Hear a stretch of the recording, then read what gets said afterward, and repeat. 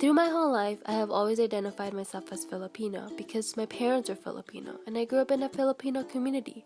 It was just part of who I was. But I never really thought it through in what is defined to be truly Filipino. Is it due to the traditions I was raised with? Is it the food that I ate for the majority of my life? Or maybe the goodies that were brought home for me to taste, to maybe even feel a sense of home? These are the numerous questions I have with the idea of what it means to be Filipino.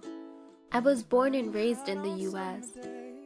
I haven't gone to my mythical homeland in over 18 years, nor do I fluently speak my homeland's language. The generational gap even makes it harder for me to communicate with my parents.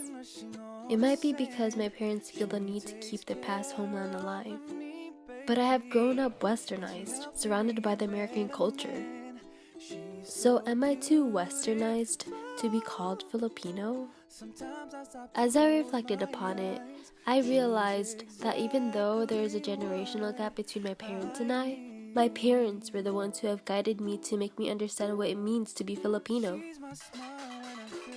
All my life, they have showed me the Filipino ways. With all that being said, I'm not just Filipino. I'm Filipino American. But what does it mean to be Filipino American? Filipino American can mean numerous things because it can have different meanings for each individual person.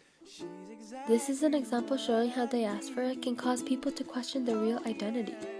There may be numerous definitions, but I'm Filipino American because I grew up sharing both Filipino and American cultural ways, such as the Filipino American artists you've been listening to through this whole video. Our definitions of our identities are unique to ourselves. It varies from person to person because it's built through our own personal experiences. At the end of the day, we have the freedom to choose how we define ourselves. No one will know who we truly are but ourselves.